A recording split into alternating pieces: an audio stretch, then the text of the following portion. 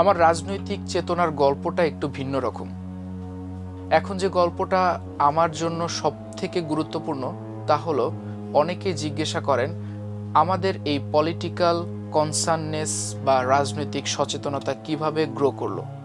আমি বিভিন্ন সময় বলেছি, আজকেও বলি যে আমার পলিটিক্যাল গ্রুমিংয়ের সঙ্গে বিএনপির নামটা ভীষণভাবে জড়িত। নলসিটির কুড়িপট্টিতে আমাদের বাসা ছিল, যা পরে নদী ভাঙনে বিলীন হয়ে যায়। এটি আমাদের জীবনের একটি বড় ট্র্যাজেডি। কুড়িপট্টিতে আমাদের বাসা থেকে মাত্র 1 মিনিট দূরত্বে আমাদের উপজেলা বিএনপির অফিস ছিল। আমার খুব মনে আছে, আমার বন্ধুরা যখন দিনে খেলাধুলা করতে যেত, অবশ্যই আমিও খেলতে যেতাম, কিন্তু আড্ডা বা অন্য গল্পের চেয়ে আমি বিএনপির অফিসে গিয়ে বসে থাকতেই বেশি পছন্দ করতাম। ছাত্রদলের বড় ভাইয়েরা যখন সেখানে বসে বিভিন্ন রাজনৈতিক গল্প করতেন, আমি পাশে বসে গভীর মনোযোগ দিয়ে সে গল্প শুনতাম।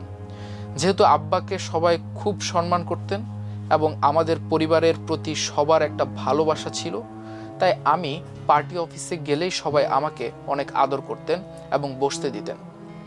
তো আজকে আমার খুব মনে পড়ছে যে আমি তো প্রচুর চা খাই। এই কথাটা এখন বলছি এজন্য যে আমার সঙ্গে যারা থাকেন তারা জানেন আমি কতটা চা পাগল।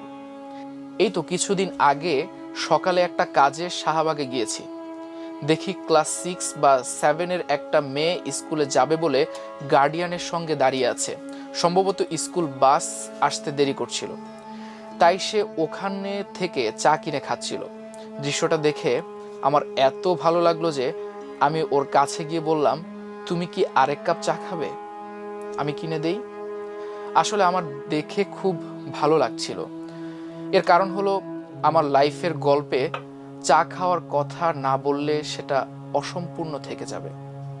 আমি যখন ক্লাস 2 বা 3-তে পড়ি, তখন মনে আছে আমাদের এলাকার 2 ধরনের চা পাওয়া যেত, সিঙ্গেল চা আর ডাবল চা। সিঙ্গেল চা ছিল 1 টাকা হাফ কাপ বা তারও একটু বেশি, আর ডাবল চা ছিল 2 টাকা। আমার বয়সের কাউকে আমি তখন দোকানে গিয়ে চা খেতে দেখিনি। আমি দোকানে যেতাম, ডাবল চা নিতাম এবং পিরিচের উপর চা ঢেলে পায়ের উপর পা তুলে আয়েশ করে খেতাম। তখন আমি মাত্র ক্লাস 2 বা 3-তে পড়ি।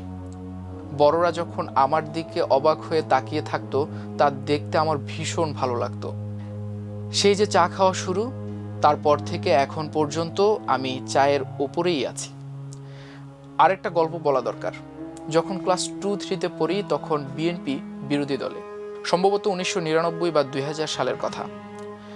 তখন দেশের রাজনীতির যে পরিবেশ ছিল, সেটা আমি তখন খুব অনুভব করতে পারি।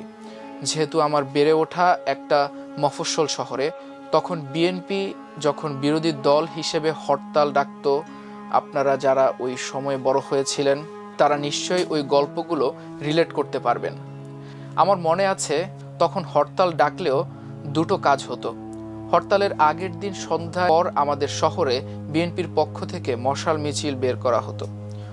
হরতাল সফল করার জন্য সেই মশাল মিছিল হতো এবং আগের দিন টেম্পোতে করে মাইকিং করা হতো, আগামীকালকের হরতাল সফল হোক, সফল হোক।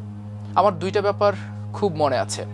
একটা হলো, আগের দিন যখন টেম্পোতে মাইকিং করা হতো, আগামীকালের হরতাল সফল হোক, সফল হোক, আমি ও বড় ভাইদের সঙ্গে সেই টেম্পোতে উঠে যেতাম এবং তাদের পাশে বসে মাঝে মধ্যে একই কথা বলতাম। যখন টেম্পো গ্রামের দিকে যেত, তখন বড় ভাইয়েরা আমাকে বলতেন, তুমিও বলো। আমার মনে আছে, আমি তখন ক্লাস 3-তে পড়ি, অথচ আমিও মাইকে বলতাম, আগামীকালের হরতাল সফল হোক, সফল হোক। সন্ধ্যার পরের মশাল মিছিলটা আমার জীবনে ভীষণ ইম্প্যাক্ট ফেলেছে। আপনারা জানেন, আমরা যখন ওই সময়টাতে বড় হয়েছি, মফস্বল শহরের নিয়ম ছিল বিকালে যেখানে যাই বা খেলি না কেন, মাগরিবের আজানের সঙ্গে সঙ্গে বাসায় ফিরতে হবে। কিন্তু মশাল মিছিল যেদিন হবে, আমার তো সেই মিছিলেই থাকতেই হবে এবং তা দেখতেই হবে। এদিকে মাগরিবের পর বাসায় না ফিরলে তা অবশ্য মায়ের খেতে হবে। সেই মায়ের ঝুঁকি নিয়ে আমি বিএনপির অফিসে বসে থাকতাম। সন্ধ্যার পর মশাল মিছিল শুরু হতো, আমি সেই মিছিলে অংশ নিতাম। তবে এটা করতে হতো খুব লুকিয়ে, কারণ এর মধ্যে আব্বা বা বাসার অন্য কেউ দেখে ফেললে তো ধরে ফেলবে। তবে মশাল মিছিল শেষে সবাই যখন বাসায় ফিরত, আমি তখন ফিরতাম না। এর কারণ হলো নলছিটির চৌমাথা যেখানে মিছিলটা শেষ হয়, সংক্ষিপ্ত একটা বক্তৃতা হতো।